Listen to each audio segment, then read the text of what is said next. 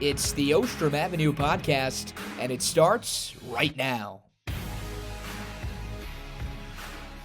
Welcome into the Ostrom Avenue podcast, and yes, no more intro of Syracuse losing to South Florida or anything like that. Dino Babers era ends like this or that. A new intro. Finally, we get some impressive Graham Brown calls in there and some stuff about Adrian Autry and Gary Gate as well. AJ Myers, Griffin Bloomsteed. We're ready. We're locked and loaded for week one of college football. It's a Friday morning. Some games have already happened last night. I didn't realize, Griffin, that there were so many Thursday night games on last night, especially that Nebraska Cincinnati one, where we'll get to, of course, Travis Kelce, Taylor Swift getting engaged. But did you watch any of the Of games course. last night, or see the scores of any of those games?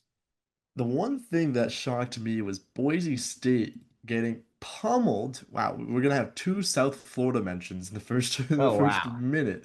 South Florida bullies Boise State 34-7.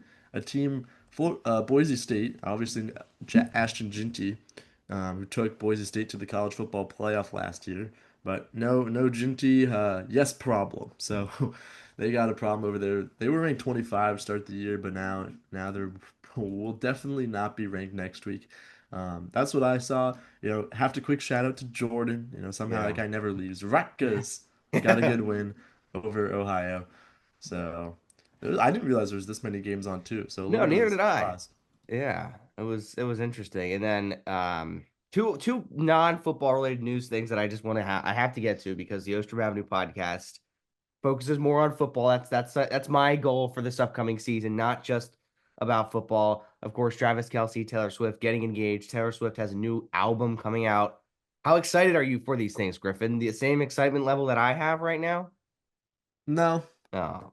no, I'm just kidding. It's pretty exciting. It's good. It's good for the sport of football. Oh, that's I think interesting. It's I good think for it's the good. sport. A lot of people would say it's not. I think anyone who complains about like seeing someone in the audience or the camera flashing to someone for 3 seconds, maybe Hmm. twice, to get 6 seconds of airtime in a very, very long football game is kind of nuts. I think everyone needs to calm down. Taylor Swift is good for football. Let it be known. They were at the Nebraska Cincinnati game last night, and Dylan Raiola, who practically looks and plays just like Patrick Mahomes, he balled out in the second half. My thing for this specifically is if football fans are going to complain about Taylor Swift, then they shouldn't. Then then go go listen to the radio. Mm, Listen to the radio. yeah, Which that's hey, fair. tune into 88.3. We have some Exactly. amazing radio coverage. Yeah. If And that's we what you want. probably won't mention them ever. Well, here we did here, but Well, yeah. We um, lose like 50 of our listeners just by this count one just conversation. gone. I mean, maybe we should move on, but I don't think it's a big thing. I'm happy for Travis. No, I'm not happy. Taylor's been What? engaged, I think, multiple No, times. she I'm hasn't. happy. She's never been in. Oh my Okay, goodness, Griffin. has she never been engaged? See, I'm not a Taylor No. Swift fan. I Oh. leave that up to my sister, Oh. and I guess AJ. Now I can go to you for any Taylor Swift Of news. course. Um, I love Taylor Swift's music. the one the one thing that I saw is you know what? She hasn't been engaged because I saw someone post on the good old Twitterverse. We've never had a engagement breakup album. Now, I'm not trying to spew anything negative here, Come and I'm not on. trying to turn this into a Taylor Swift Oh, podcast, come but I on. thought that was pretty funny. We've only had boyfriend breakups and not fiance breakups Oh, albums. But let's go back oh to yeah. On Syracuse that and note, Tennessee. well, I gotta mention one other thing that Okay, I'm okay. excited about. I want to get your taste buds vibe on it. Oreos and Reese's, they're collabing. I love Reese's peanut butter. Have you heard about this? No, I haven't, So but there's gonna I be am a very big Reese's fan. yeah, so there's gonna be I'm gonna text you the link that I'm looking at right now. So there will be an Oreo cup and then a Reese's Oreo.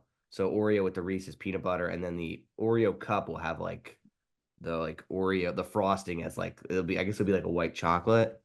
I'm That looks assuming. amazing. Oops, I just texted you. I didn't do that right. Hold up. My mom will also love these. Yes, same with my mom as well. I'm a huge Reese's fan as well. So am I. And And it's like, they come out in September, so it should be sometime next week. They should be out to buy. okay, well, So I'm that's excited for great it. news. Honestly, that's probably better than the Travis Kelce Taylor Swift news. Yeah, I mean, you're not into that. Yeah, sure. Now I have a couple things to talk about the rest of the day. Yeah, a few good talking points. And of course, now the biggest one, of course, is going to be football. Syracuse and Tennessee. It's finally here tomorrow. These two teams will kick off. And I mean, it's always interesting, I think, a week one matchup because you never know what to expect, especially Mhm. with these two teams. Tennessee has new quarterback, so does Syracuse. I think Tennessee has just as much nuance as the Orange. I really think this game could go either way. Syracuse for the last 4 years have won their opening game. But it has not been the caliber of Tennessee. Nowhere near. Exactly. There was only, I think, one time they played Georgia Tech in it was the furthest away. I think it was 2021 season Hmm. opener. Syracuse played Yeah. Georgia Tech. Um, and but then since then it's been Ohio, Colgate, teams that Syracuse play to get a win. Yes. Um, so given that, or it was Louisville in 2022, but same difference. The thing for this game's been on the schedule for a couple of years. This Hmm. game's been highlighted as one where Syracuse is going to have a very tough matchup against a Tennessee team that made the college football playoff, against a team that should be one of the powerhouses of the SEC. Now, Tennessee had an interesting offseason, and we'll get into that. I don't think this game is as cut and dry as it should have been when you look at it on the schedule 2 years ago.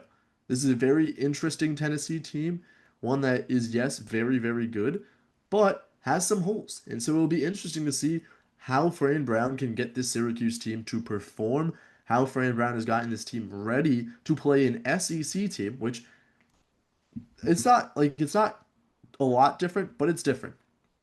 Going against an ACC team and an SEC team is not the same thing. The Oh, SEC team is absolutely. Yeah, it's bigger, different. stronger, Yeah, faster, no doubt. and they're just better. So I'll be interested to see how Fran Brown attacks this week. If he maybe goes a little riskier, if he has a spot 4th and 5 early in the game, 4th and short. I'm not sure what he's going to do. I'll be very interested to see if he plays a little more aggressive in this game, just because it's an SEC opponent and every single possession is going to matter. Yes, and I think the big key for Syracuse how they start the game.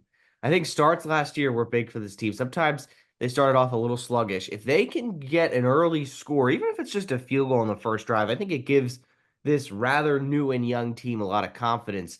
And then for Tennessee, I'm really curious to see how aggressive this defense is. Do they go after Steve Angeli right away? They have the really talented edge rusher, Joshua Josephs, who is one of the best defenders in the country. I think he's going to be really excited for this game just because it's a new quarterback and a new system.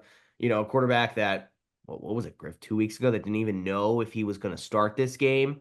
Mhm. I think that the pressure that the Volunteers bring on the defensive side of the ball, I think that will be very interesting to see if they really attack Jelly early on. And then for Syracuse, can they establish any run game with Yasin Willis? That's the second thing for the Orange that I'm really curious about is Willis ready to take the number one spot for running back? And we've talked about this all summer long, the depth they do have at running back, and they can utilize that.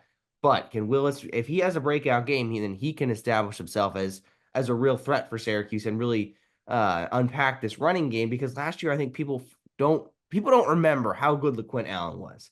I think that's kind of gone forgotten. I think maybe it's been brought up a little more because how he made the Jacksonville Jaguars roster. He had a great preseason, but it wasn't. And Brett Axe talked about this last week. It wasn't just him solely running the ball; it was his ability to catch the ball in the backfield as well that made him such a threat. So if now, I mean, Yasin is a totally different style running back. He is a power running back, run right down the middle kind of guy, more of a Derrick Henry in a way. And I think um, LaQuinn Allen was more of almost a Saquon Barkley, if you want to spin it that way. Look at the two best running backs in the NFL, in their play style. So if Syracuse can develop a running game early on in this game, take some of the load off of Angeli, don't make him, go out there and lean on your Not now, I know this isn't his first big game playing, but your first year quarterback in orange, having to go win the game. I 100% agree. I think it's going to be very hard for Syracuse to win this game with Angeli passing the ball 40 times. Yeah. It's not Kyle McCord. It's not the offense that Nope. Syracuse ran last year. You can't just go out and sling the ball Don't have the 50 receivers for that times a either. game. Yeah. Yeah, I mean, I think you can get away with the receivers that Syracuse has for passing the ball that much, I don't but know. I just don't think Angeli is the workhorse type of quarterback that Kyle McCord was. Now, because of that, the running game is going to be stressed a lot. The Mhm. good thing about the running game is that the offensive line this year is bigger and has more experience than last year. There are depth at that position too. You have former five-star recruits like Zach Rice coming in from UNC. You have Austin Collins coming in. There's so a lot of different guys, Cam Ferguson, that have experience at the Power 5 ACC or SEC level. Now that is big. But the other thing is you don't have a running back that has gotten the majority of reps. Will Nixon played a little bit last season, got injured, then played some more at the end of the season. Yasin Willis, he looked really good in camp last season, before last year. And then he had some touches, but LaQuinn Allen's that workhorse back. I think if Syracuse is going to do well running the ball, I think it needs to use all three of its big running backs. Throw Malachi James in there. He was the fastest track athlete in New Jersey when he was in high school. The fastest track athlete in high school in New Jersey, in the whole state of New Jersey. Now, I don't know how good New Jersey is at running, but I imagine just like any other state, they're probably pretty good. So, to say how Syracuse has the fastest guy in a state, that is pretty cool. Yeah. Throw him into the mix. Throw Will Nixon. Have Yasin Willis just run right at you and down your throat. Now, the Tennessee defensive line, they're an SEC level defensive line. So They're it's going to just be as hard big. for Syracuse to get past them. But I'm not as worried about the running game because of Syracuse's offensive line as I would be if this was 2 or 3 years ago under Mhm. Dino Babers. Oh, absolutely. I mean, under Dino Babers, Syracuse would stand no chance against an SEC opponent. And I think Tennessee, I think receiving core, they lost a lot as well, similar to Syracuse. Really curious to see how Jonte Cook looks in his first game for the Orange. We've heard only good things about him in fall camp. So if Ajeli can get him involved in the offense early on, that'll be big. I just am really stressing how important it is to get an early score and start the game out well. Because if you don't start the game well, I mean, I can't wait to see the atmosphere tomorrow, but it's not going to be good. If it is an interception to start the game, if it is a quick three and out, the first few drives, I think that heavy volunteer crowd will get right on top of Syracuse, and it could be a very long day for the Orange then. I cannot say how important you don't have to blow them out of the water in the first quarter, but you got to stay punch to punch with Tennessee because I think they're going to come out ready to play, but so does Syracuse. And if Syracuse can rattle them at all, any point in this game, that is going to be the difference. Is can Syracuse do anything a little bit more, a little bit better than Tennessee? And then the other small thing I'm going to say, and I don't want to say it, is for the love of God, special teams better not make a mistake because especially in a game like this, week one, you cannot have a muff punt, a snap over the head or any of the bizarre and foolish things that happened on special teams last year for this group. You cannot afford to have happen. Brent Jack said that it can't be worse than last year, which Yeah. is definitely true. But I'm worried it could be maybe just as bad, if not just a Oh little better. From what I've heard, it seems like Trip Woody and Jaden O aren't much better than each other. no, Trip Woody yeah. is a little better from distance. Jaden O is a little better from 30 yards. So if I don't really want one kicker to be kicking from inside 35 and one kicker to be kicking from outside 35, that just seems kind of ridiculous. And then I've heard they have two different long snappers, one for punts, one for extra points. So I'm a little worried. Kickoff should be good. I think Jaden knows the kickoff guy, and then punts they'll be fine with Jack Stonehouse. But last year the punting with the problem was with the protection. Jack Stonehouse would catch the ball and the attack rushers would already be in his face. Um, so I think that'll be interesting. As for getting off to a strong start, this is not going to be Miami. You cannot go down with 3 scores and come back and win that Yeah, game. because you're not at home. I think Not at being at home. home Yep, was the biggest factor for that. that was true.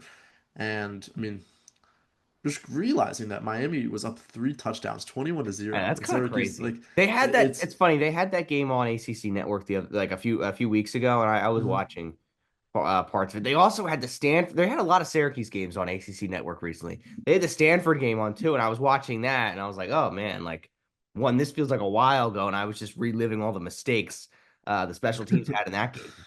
Oh yeah, I don't want to remember it, but it seems like Fran Brown is one of the new faces of ACC football.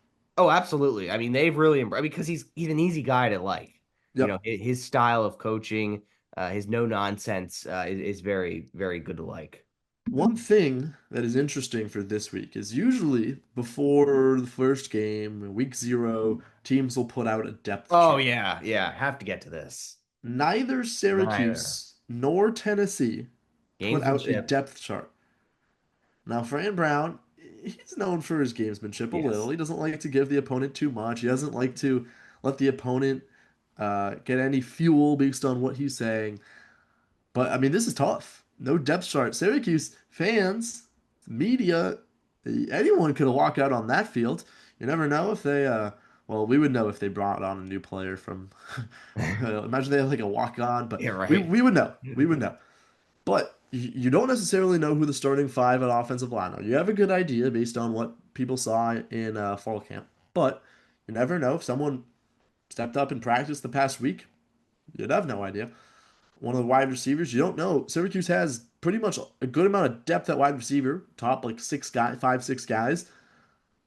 You never know who's gonna walk out on the first drive. You have a feeling it's Jonte Cook, the second. Could it be Justice Ross Simmons? Yeah. Those are the things that you would be aware of because of the depth chart. And who knows? Fran Brown could put out a depth chart and then walk out completely new 11 guys. Yeah. So it's a whole new thing. I think it's just interesting that both these teams didn't even I put know. out one. Not Um, helping are their great friends, the media, at all. We love a good no, depth chart. I love a good old depth chart, Yeah. but Fran Brown said no, and I guess maybe that's what we have to expect the whole season, which would be very Yeah. I know interesting. that would be weird. And I mean, I'm assuming there is no rule that you have I to release a depth chart. I think maybe it's I just a thought there common might be thing. because if there wasn't a rule, then why would any team do it? Yeah. I will get that I will get going on that. But um it's just interesting. Fran Brown has I think he's really grown in to being a head coach in year 2, but um and by that he's realized, okay, what can I do to help give my team an advantage? What shouldn't I do Mhm. to help the opposing team? And I think that's really, really key for Syracuse fans. It's like, okay, this guy had a very good year 1, but he's still working on things to be better in year 2.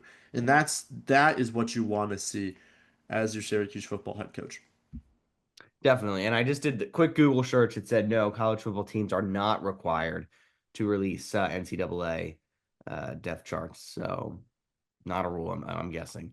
But Yeah. definitely could maybe look into that more. And I think the big thing, we'll spoil our Ostrom picks a little bit. We're bringing that back for football, so you'll have that up on Twitter tomorrow morning. But we will give our who we think is going to win, but we'll save the score and all that for picks tomorrow. I think if Syracuse can get a win, they steal a game in their schedule. They steal a win they're not really supposed to get. Unfortunately, I think it's going to be a close game. My pick will show that tomorrow, but I don't think the Orange get a win. I think Tennessee will just be a little bit too much overpowering. I just simply think there's just too much nuance for this kind of week 1 game. We talked about it last week with Brent Axe. You would have loved Colgate or UConn week 1, not Yep. Tennessee. I think it'll just be too much. I got a Volunteers win. It's the same thing looking at this basketball schedule. You Oh, start off with some spinning it to basketball. It's football season, well, Griff. it's an analogy. You start off Okay, with some easy okay. games, you get yourself going with some momentum, and then when you hit that hard schedule, boom, you're ready because you've won. You know how to Mhm. win. Football is different this season. Start off with Tennessee, no easy joke. Then you play 2 games that on paper probably have the advantage Then you play Clemson. I think if Syracuse wins this game, That unlocks future games down the line. Definitely. Syracuse loses, it's going to be a tough season, as we probably know. That being said, I it's this game is such a hard game to read because could Syracuse win? Would I be surprised if Syracuse win? I don't think so. I think No, just Syracuse is because good. how new Tennessee is too. It's not like Tennessee, if Tennessee was returning all their starters from last year or something like that, then yeah, no, it's a Tennessee win. But Tennessee's 24th in the country. They're barely ranked. Barely ranked. Some people say they shouldn't be ranked. Yeah. So it'll be interesting. I think. See, I'm not sure. I maybe I'll wait for my Ostrom picks Oh, okay. All right. because I Post notifications on, everybody. yeah check on now. I'll give you a pick right now. I'll go Tennessee Oh, you're by. doing score too. Okay. I won't give the score. I won't. Well, you Okay, kind yeah. of give. You said you think it was going to be close. Yeah, I didn't give the exact number. Okay. Okay. I don't even know what the Nah, line's at right now. I think Tennessee should win. Yes. Tennessee should win. They're the better team. They have the better defense. They're an SEC school. Tennessee should win. Syracuse can win. Tennessee should win. That's all I'll say for All that right. for my prediction. We'll find out the full predictions tomorrow morning. You can follow on Twitter at Ostrom Avenue Podcast. Be sure to look at that, see what me and Griff think. Jordan won picks for basketball. I think It you was pretty finished close last. though. Oh, really? Was it? Did it end up getting close to the end? I'm pretty sure you finished last, Griff. I I think. finished last. Did I? Let Mean, me I mean, check. I know we were both kind of in a battle for last because Jordan for basketball started off so incredibly hot. His Yep. like first like 6, 7 games, he got almost everything correct. Um, I think that I think that because Jordan had some games where he couldn't pick, That I as think that well. helped him. That helped him. All right, we got the final. Um, did Syracuse? Oh, I didn't even update the last game. All right, let me. I got second place. Oh man. All right. Well, I'm out for vengeance. Wait. We have to do some math real quick Oh, because I never updated the last game. Syracuse played SMU in the ACC tournament last year, and they yes. lost, It was correct? not. Yeah, it wasn't. I don't remember the margin, but I know it wasn't particularly close. Basketball. Syracuse lost by two. No, it was that close. Wow. I just have an envision of the poor season. I didn't recall it They being won off a winning basket. SMU. No, they I think did. we blocked out that game because it was so Yes, bad. Or we blocked out that season because it was so bad that perhaps. the end, they won it. They won. They beat, was it Georgia Tech? They beat Florida State, and then they Florida lost. State. And Yeah, then they played SMU and only lost by two. yeah. But we blocked that season off because it was not a fun It was a forgetful one season. for Yeah, it was definitely. definitely a forgetful season. All right. Let me dig deep into these files. Try to find the good old Ostrom picks. SMU. Here we go. We both had Syracuse to win. Wow. Yeah, I guess You know what? We we were had both the feeling same good. exact picks, which means going into that game, I had a 1 point lead. And so It was you, so 50. I I had finished 50. last. I think I might have cheated the system. I had 54-42. You had 53-43, which means that I picked all the same as you, which means I won. Wow. All right. That means I'm out for vengeance. New season. Be sure to lock in to see who uh who gets the crown for the Ostrom Avenue picks. Should be fun. A lot of fun games for football this season. Be sure to stay locked on Ostrom Avenue podcast. We'll try to get some guests for you as well. We unfortunately you swing and miss sometimes with Tennessee. Tennessee's a big busy school. That's all I'm gonna say. They're all Yep. busy, but that's okay. We're ready for a football season, and so is the rest of WAER. We're giving you an hour long WAER countdown tomorrow morning. It starts at 11 a.m., goes all the way up to kickoff at noon. Game noon. WAER 88.3 WAER.org. Must listen. One of the biggest openers in this program's history, going up against an SEC squad in Atlanta against Tennessee. Following the game, the double overtime returns as well. If you're listening to this before 8 p.m. tonight on Friday, Sports Night at 8 p.m., listen to that as well. More preview and analysis of this very game. Double overtime, I'll be on it. I'll be joined by my good friend Jish Sokolsky. That runs all the way till 5 p.m. Be sure to call in, tweet, text, all that fun stuff. We're on YouTube as well at WAR Sports Talk, the same place where you can watch the Ostrom Avenue podcast as well. So it's all right there for you. WAR is ready to go for this new season. So are me and Griff with the podcast. Be sure to stay locked wherever you will watch it, listen to it, wherever you get your podcast, or at WAR.org. We got a new intro for you. We're ready for this new season. Enjoy the game, everybody. Saturday, noon, WAR. That's the place to listen to it. And again, be sure to listen to the double overtime immediately following. But for me and Griff, that's all we got for you on this week's episode. We'll be back next week to talk about the result of this game and preview another semi-interesting game against UConn as well. But for now, thanks for listening, everybody.